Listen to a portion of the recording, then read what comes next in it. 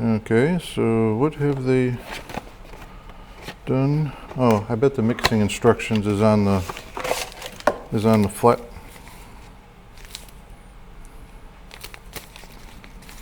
Well, that's interesting. I guess just add water. Well, that makes a lot of sense. This thing's got more stickers on it than Darth Vader's bathroom, but wonder what that's all about.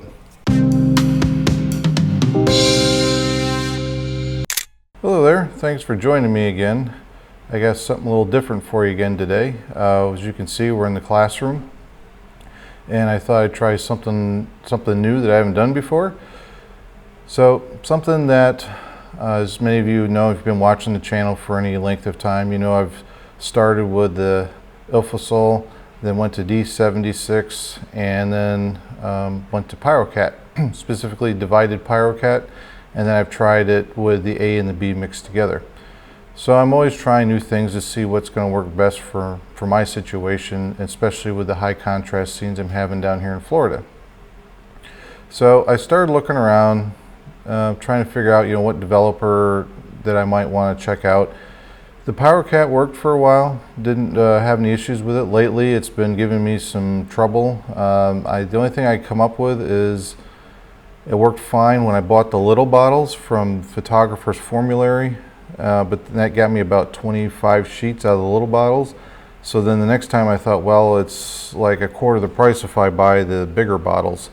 And that worked for a while, and then all of a sudden this past couple of months decided to start giving me issues. So the only thing I can think of, and the bottles are 3/4 full, so the only thing I can think of is it's oxidized, and maybe I need to just dump it and buy some fresh. So seeing how I'm kind of faced with that decision, I thought, well, let me just look around and see what else that there is to try, because I'm kind of new to this developing with a large format. So I thought, well, try different things, see what works, what doesn't work. Yeah, it's all fun, right? It's all part of the process. So as I was looking around on the internet, and one thing I decided to do was to bring everything back to, since I'm shooting Ilford's FP4 Plus and Ilford's Delta 100. Some of you know I have a love-hate relationship with Delta. I actually like the sharpness and the detail I can get out of Delta. It's just very tricky to process the way that I'm looking for. So I'm going to keep that in the mix. So those are the two films that I shoot. I like very low grain, so I shoot very slow film, because I'm trying to make enlargements anywhere from 40 by 50, 80 by 100, or even bigger, because I've got some plans I want to work on for commercial buildings and things like that, where I need to make really big enlargements. So the lower the grain structure and the sharpest I can get the image, the better. I know some people say, well, you can't get sharpness without grain. It just depends on, I guess, on what mix it is you decide to use. So that was part of my thinking, is to get all the chemistry and all the film and everything all under one umbrella. So I decided, all right, let's go back to Ilford, which is what I started with a couple years ago. So that was one of my goals. So I started looking at Ilford's website, and I started talking to some people. And I got, of course, you ask 20 people their opinion, you're going to get 20 different answers. So there was a couple of them that kind of came up. I told them, I said, don't even mention that Ilford, because it just did not work for me. I was just too an aggressive developer. So a lot of people like the DDX developer. I know a lot of people use that and really like it. I found that was really good for a little bit like 400 speed and higher, if you're trying to work with that, and especially if you're going to push films. So I did look into that and talk to some people. But then there was this other one that kind of came up that a lot of people were mentioning, and it's Perceptol. I believe I'm saying that correctly. It's Perceptol, Perceptol. So, and the reason why I have the computer here is I'm going to tell you exactly what this did on there, and this is what caught my attention on their website. It says Perceptol is an extra fine grain developer for black and white film. So extra fine grain, that's exactly what I'm looking for my enlargements. Negatives developed in this powder produce stunningly sharp enlargements and offer great definition and detail than even the most popular fine grain developers. So I've got extra fine grain, stunningly sharp enlargements, greater detail than other most popular developers.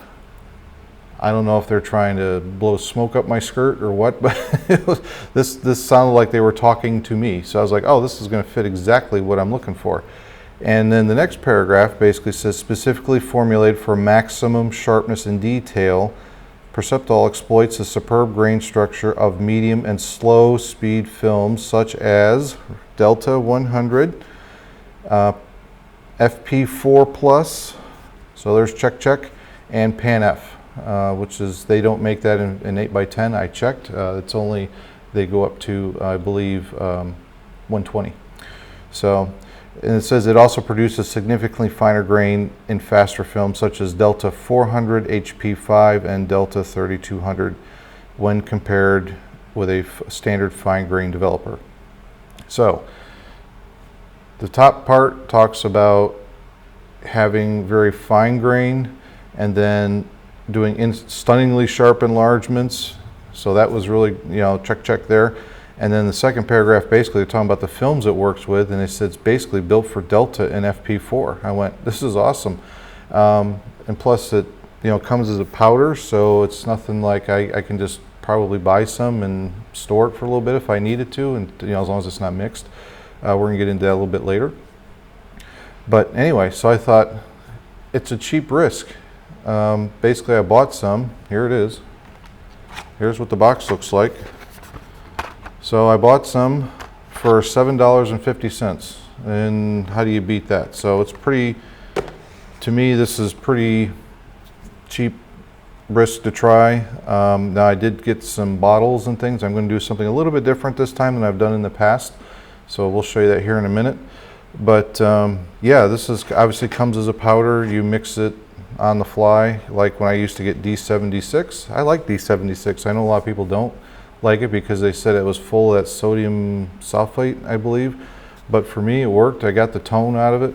I thought the grain was a little bit chunky for me, but it's still, again, I've got plenty of D76 laying around. I could always go back to that. So anyway, so this is what we're going to go over today, and my thoughts on it and how to mix it and everything like that. I did look on YouTube and the internet before I did this, and I had a really hard time finding any of these videos on this Ilford Perceptol. So hopefully this will help anybody that also might want to check out this developer. So, all right, so what we're going to do now is I'm going to clear all this out of the way, and then I'm going to show you what you're going to need, or at least what I'm going to do, to mix this into a liquid form and some of the little changes that I'm going to make. Okay, so now I'll just go over the things that I'm going to use to mix this together since it is a powder. Obviously we have our developer, so there's that. We already looked at that. Just to show you how this comes, and their thing I like about Ilford is they use nice big font, so it's easy to read.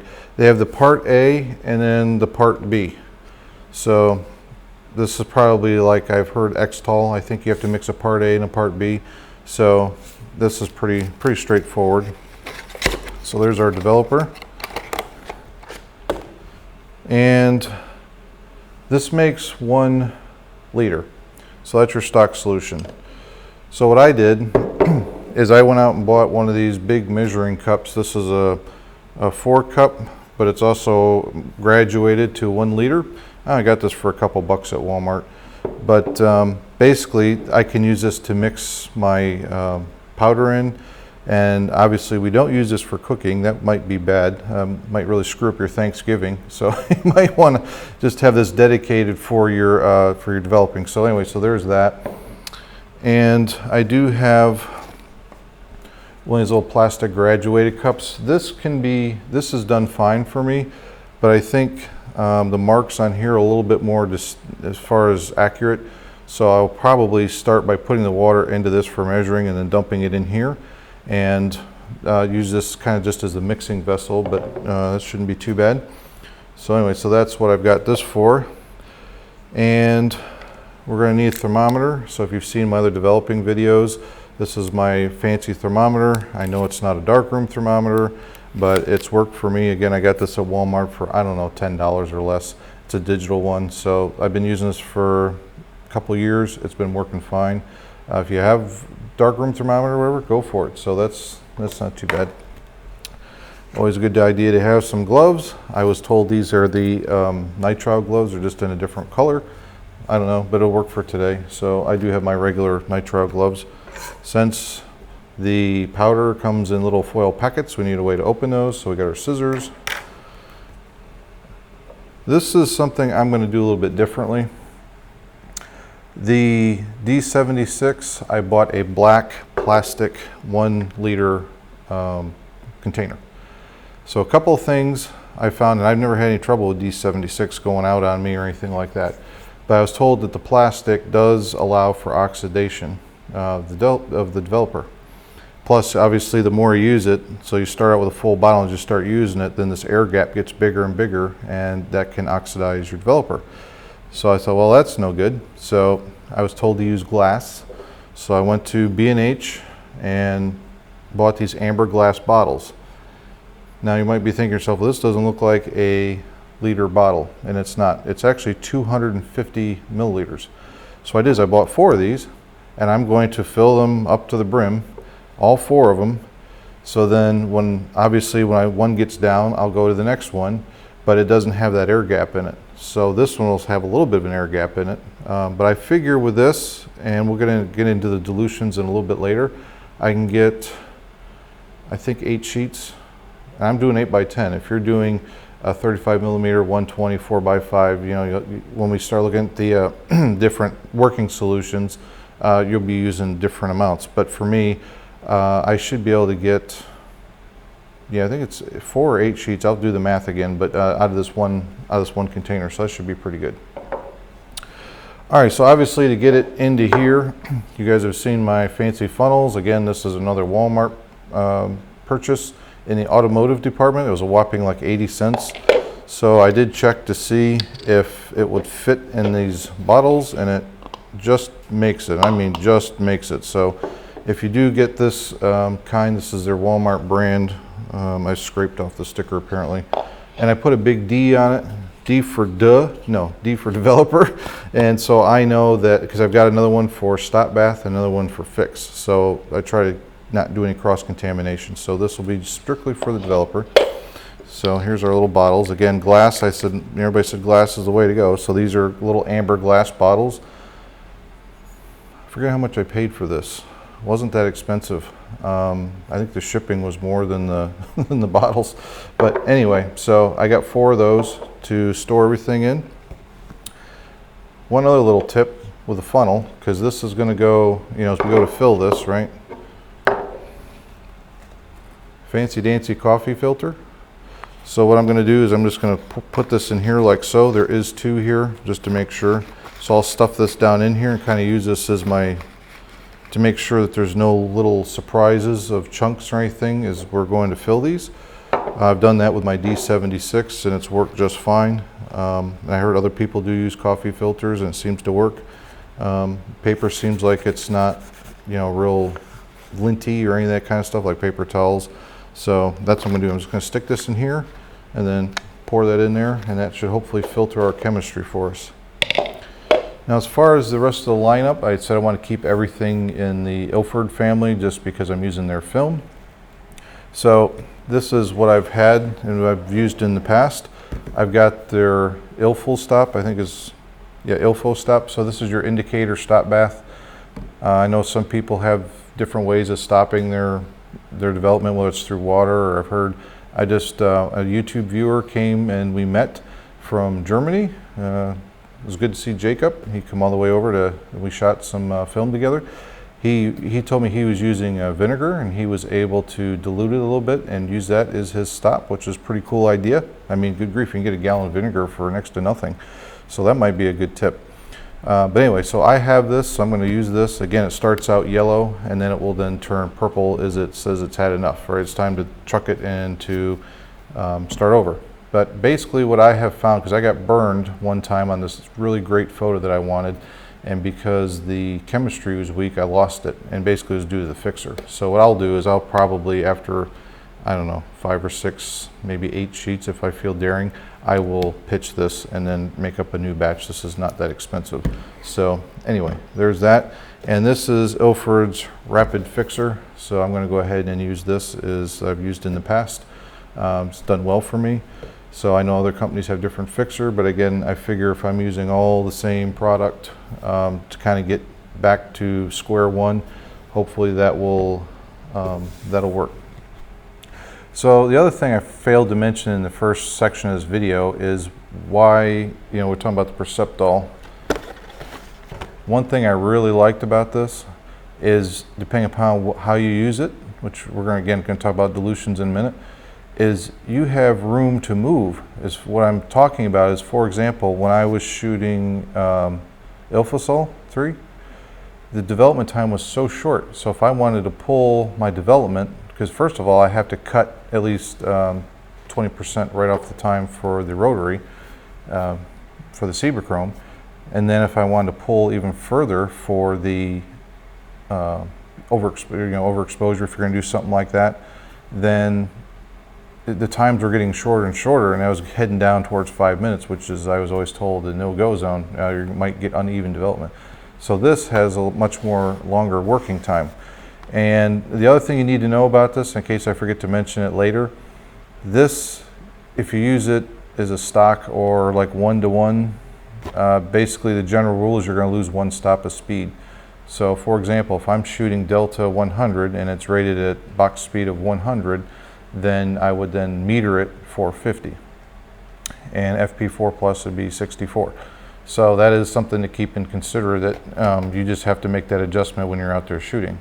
So, all right, so what we'll do is we'll head over to the sink and we'll get everything all set up, and then we will, I'll show you how to mix it. There's the reason you might be wondering why we need a thermometer. Well, we have to heat some water, so there's just specific degree, so we'll go from there. Okay, so here we go. We're getting ready to mix our chemicals, or our developer, you might as well say. Little note, when you get this, there's no instructions on the box or on the little packets. However, when you take a pair of scissors and open them, here they are. So this is what you're looking for over here. And basically what they will, and it's also on the tech sheet, but we'll get to that in a minute. So basically what you're going to do is put 750 milliliters of water in here, and they want 104 or 40 degrees, that's Fahrenheit, or 40 degrees Celsius if you're working in that. And according to the instructions, which is kind of sketchy, here is the, I went ahead and downloaded their spec sheet, and their official instructions is, I'm just going to keep an eye on this while we're chatting here for a minute. It says, to prepare the stock developer, dissolve the contents of part A, that's the smaller bag, and obviously part A, in about 3/4 water of the total, or actually it's about 3/4 of the total solution volume. And then it says, stir till most of the part A has dissolved. Continue to stir while gradually adding the contents of part B, the larger bag, which, okay, that's easy enough to figure out. And it says keep stirring till no more powder dissolves. Okay, so this is a little bit like D76. We're at about 107, so I'm going to bring this down a couple degrees before we get going here. It says NB, which might be their version for note. It is normal for a few grains of powder to remain undissolved. Okay, that's hence why we got the coffee filter. It says add cold water to make up the final volume, see carton, and stir to allow to cool, allow it to cool to room temperature, normally 20 degrees Celsius, 68 degrees Fahrenheit. The developer is then ready to use. Now, one thing when I was working with D76, what I had heard from a lot of people who've done this way before me, the saying was amateurs use D76 the same day that you mix it. Professionals wait 24 hours. So I always mixed it, let it sit overnight, and then I would, in my case, chill it down to 68 degrees Fahrenheit or 20 degrees Celsius before I went ahead and developed my film. So this says it's ready to go right after you mix it. So I don't even have any film today to develop. So basically, it's going to be sitting anyway. So that's kind of a moot point for me. But I guess if you're in a pinch, it says you can use it the same day. So there you go. That's pretty nice. All right, we're just about there. So again, just a couple things I failed to mention in our first little segment. This is what I brought to stir with. Is some plain old straws. I can throw them out, no big deal. They're cheap. I do have an official darkroom stir thing I bought from B&H that, you know, I thought I had to have. Yeah, right. Just use at least I use a straw. And the other thing, now obviously I spared you the footage of me warming up water. That would be very exciting footage. But nonetheless, this is what I'm using for water. I don't know if you guys can see this or if I can hold it up. This is good old-fashioned Walmart distilled water. This is what I've been using for all of my chemistry. And so at least I know, for example, if I'm going to go somewhere in the country, if I'm going to be traveling, say maybe out west to shoot the Grand Canyon or something, and I want to develop some film in the hotel room, or like when we went to, if you guys saw the video when we went to Georgia, up at White, Georgia, at Old Car City. So what I did at night is I was developing the film that I shot during the day. So yeah, so that's distilled water you can pick up anywhere. I know some people like tap water, and if that's working for you, great.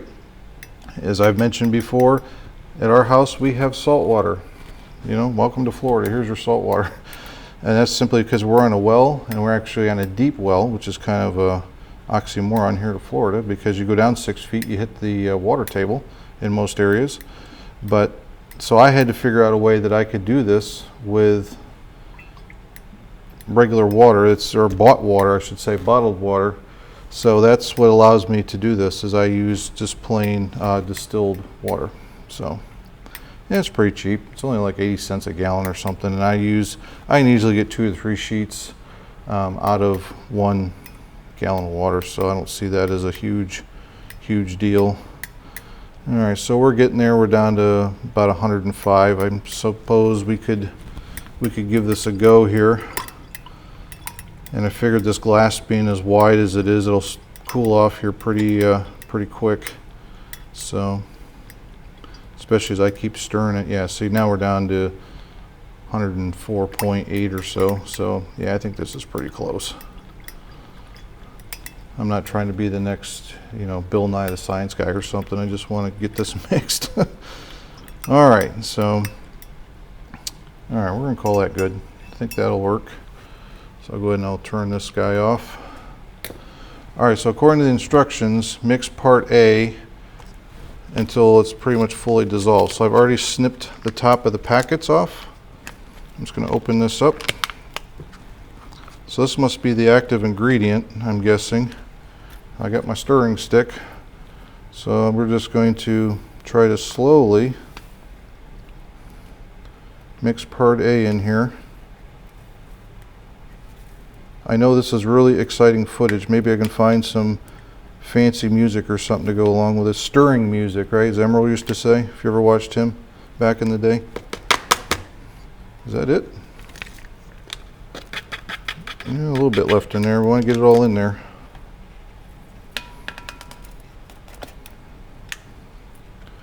The other thing with the PyroCat, and I don't know if it's just me,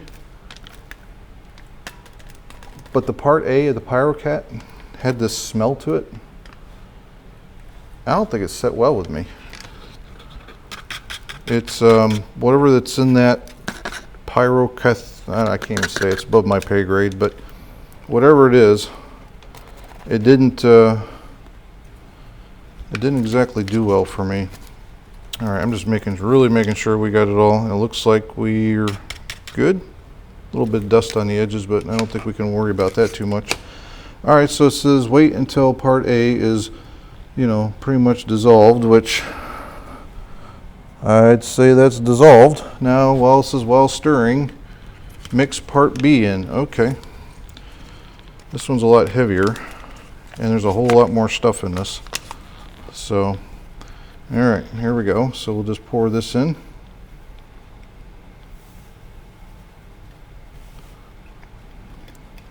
Give it a second to get itself together here. Yes, I should probably have respirator and all that stuff on, but I guess as long as you're careful.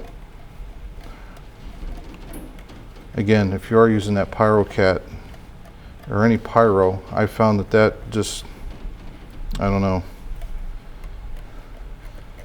Now the D76, no problem with that.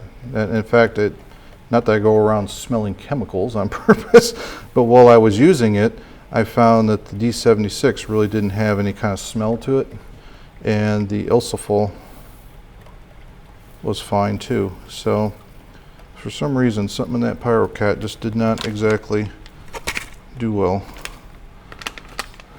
I've seen some videos on YouTube where people who are using PyroCat, and they've been using it for a while, they said they are actually having some health effects from it, so it's probably not the greatest stuff to be using anyway.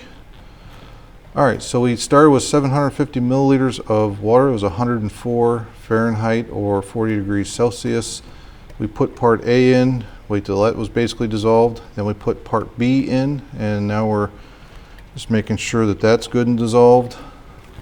And now I think we're ready to cap it off with our rest of our water. So this is continue to stir while gradually adding the contents of part B. Keep stirring until no more powder.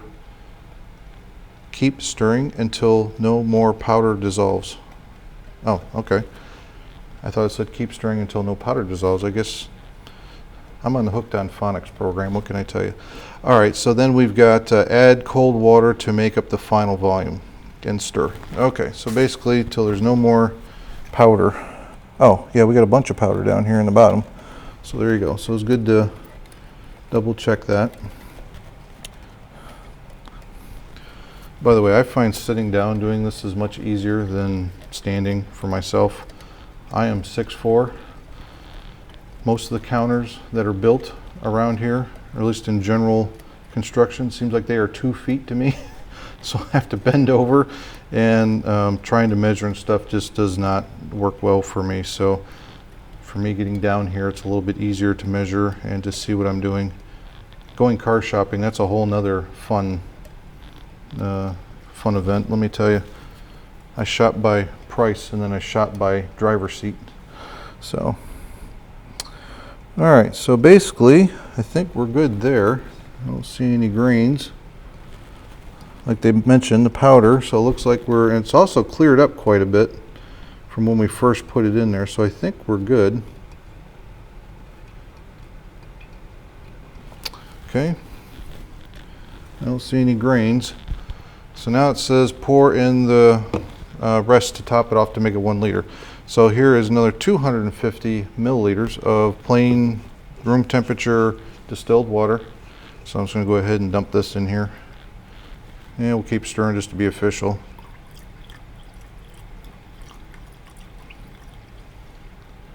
And by the way, I did use this to do the measuring of the water. I think that was a lot more accurate than using the red lines on this cooking glass. I don't think I'd really trust it. This is still just a tad warm, but not too bad. So it looks like we are ready to, that's about it. I think it's about ready to go.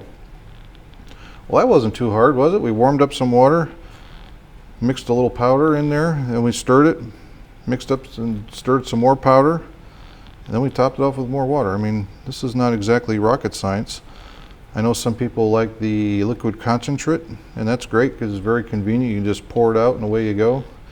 But, you know, you spend a few minutes and you can do this. A lot of people will ship powdered chemistry versus the liquid, so that might be another, if you're in a rural area or something like that, you need to get a hold of it. Okay. So there we go. So I think we're good. So basically what I'm going to do is I'm going to let all of this sit. Let's throw that in there for right now.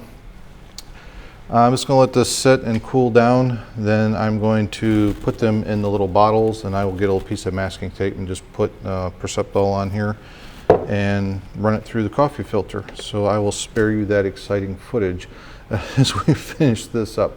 So we'll be back with you here in a few minutes. Okay, so we got our developer bottled and it's all ready to go as far as that goes. So it's considered a stock solution. So we can do whatever we want to with as far as diluting it or using it as a stock solution. And on our paper here, this is the box that we opened up. They give you a chart, and this is also online if you'd like to download it there as well on the tech sheet. But just to reiterate some of the things that I've been researching and why this is kind of an attractive option for me. So for example, if we start with, well, let me back up. Let's first talk about the dilution rates. So what we could do is we could use it as stock. So I'll just put a ST here and we'll draw a line here. Or some people in Ilford recommend also that you could do it 1:1, or you could also do 1:3. So that's the dilutions as far as what Ilford recommends. Some people will do 1:2. So I don't know. That's, again, not on the chart, but I've heard where some people are using that. Okay, so now, considering FP4, right? FP4 plus. So this is one thing that kind of grabbed my attention. Now, if we do the, I mentioned that there's a speed loss with this, is what Ilford recommends or suggests in other people. So if we shoot FP4 plus at 50 ISO, okay, instead of the, or I'm sorry, well, that's what they got here is 50. So we're going to go off of these numbers for this demonstration. I would probably shoot it at 64, which would be one stop. But again, in here they've got down, yeah, 50. Okay, so if you're going to run stock, meaning just the way we mixed it with just the powder and the water and that's it, you're going to do it, they recommend 9 minutes. So we'll just draw a little chart here. So at 50, you can do 9 minutes. 1:1, it jumps up a little bit, so that's going to be 13. And then at 1:3, it's going to be 17. So what I've been reading and researching and some of the samples I've seen, a lot of people are getting really nice results with the 1:1. I think a lot of people are using the 1:3 because it makes it more economical. Again, $750 for this, and for what I'm doing developing, this is not a huge investment. I could see where if you're doing 35 millimeter or 120, you're using like a Patterson tank, and you need 500 milliliters of developer, for example. You know, if you're doing 1:1 or even stock, you're going to do 500 milliliters of developer. That's half of what we just mixed. So that could be $350. We're talking about money now, for one development session. So although they say you can reuse some of this if you recharge it. So I've always done the one-shot deal. So the one shot is over here with the 1:1 or the 1:3. So my inclination and what I've thought about doing and the samples I've seen has been at 1:1. So that would be 1 part developer, 1 part water at 13 minutes. Now, because I'm using a rotary processor, Ilford recommends about 15% reduction right off the top because of the continuous agitation, right? So I would minus 20% off of 13. So that would become my N, or my normal development time to start with from there. And from there, whatever this number is, then I would have my -1 N, -2 N, right? But as you can see, 5 minutes is kind of the danger zone, right? So there's plenty of room for me to work in this range even after this. Now if I started at 9 and went 20% off of this, that's roughly what, a minute and a half or so. So that'd be 8, 7, 7.5, 7 minutes, 15 seconds roughly. I think I figured this one out. And then if I then need to start pulling development for high contrast, then I might be getting close to the 5. Here, I've got at least some room to kind of get me a head start.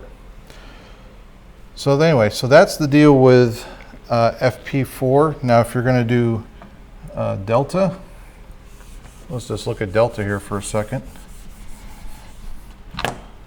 All right, so we got delta. No, that's close enough. Delta 100. And again, they have this rated at 50. Yes, they do give you a number for box speed, but again, everybody says that you need to do half. So again, the stock solution on delta is 12. So I'll just write up here because I obviously got too long. So 12. Well, I guess I need to take a writing class. I gotta go back to kindergarten and try again here. All right, 12. Yeah, that's a better looking 2. All right, so we got 12, and then 13 and 16 go here. So 13 and 16. So that is probably, for delta, that would probably work. So anyway, that's some of the dilutions. Now, something else I should mention. Let's just get rid of all this. And let's just go back and start with this fresh. So if you have your stock 1 to 1 and 1 to 3, again, this says it's a very fine grained developer. So what I have read and I've talked to people is the more you go this way, let's see if I can draw a fancy kind of an arrow type thing like this. Okay.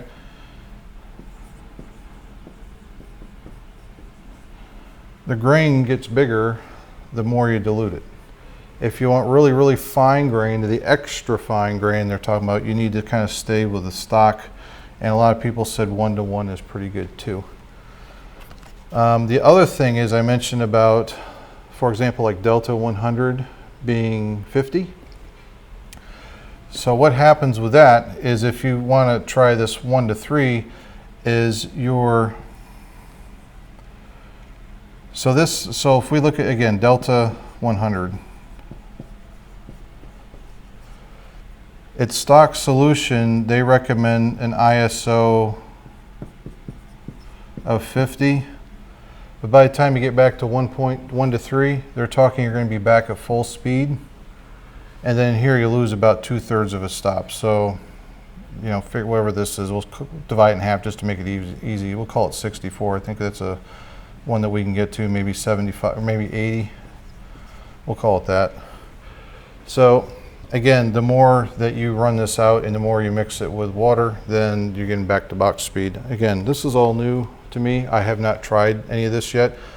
So what I'm going to be doing, again, I'm going to be doing the 1 to 1. Let me show you what my plan is going to be starting out. Again, I have the Chrome drum that's constant rotation. So I'm going to try the 1 to 1 because again, I have seen some images with this and they're sharp. I couldn't give it how sharp they were. So I'm going to do 1 to 1. And I'm going to FP4. I'm going to rate it 64 to cut the speed in half as they recommend. And on the chart, they're saying 13 minutes. And I'm going to take the 13, I'm going to minus 20% for my rotary development. And then whatever number this works out to be, we'll say roughly 9 minutes. Again, I'll figure this out exactly, but this is going to be my start. From here, I will develop a sheet and see what happens. When it comes to testing this stuff, I know a lot of people have densitometers and have all this fancy stuff that they can test with, and I don't have any of that. So this is what I'm going to do, is I'm going to kind of go middle of the road, 1 to 1, cut the speed in half, I'm going to chop off 20% off of this, and I'm going to develop a sheet and see what happens, and then I will go adjust from there. So again, that's I'm pretty non-technical when it comes to that. And you know, so if I blow a sheet, it's a blow sheet. It's $4 on 8x10. It's not a huge, you know, this is a hobby, and I expect to, and I also do as a profession, doing galleries and things like that, working with galleries, exhibitions. To me, $4 is the cost of playing and doing stuff. So I know some people don't feel that way, but it doesn't bother me. So anyway, so this is what I'm thinking about starting. Again, inside the box is your friend when you get this. So this has all the information on the mixing and the times and everything like that. So, oh, one other thing before we end this little section. So just to show you, if I use the 1-to-1, so we're back to 1-to-1, my drum, I've used 100 milliliters to 150 milliliters.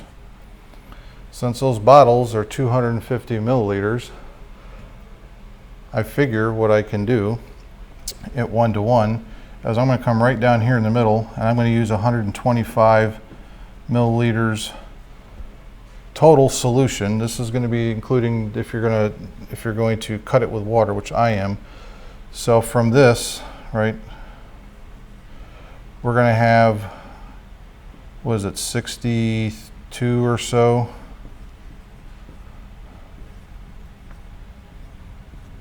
We'll call it that. So this will be developer, and this will be water. All right, so basically I should be able to get, what, 4 sheets?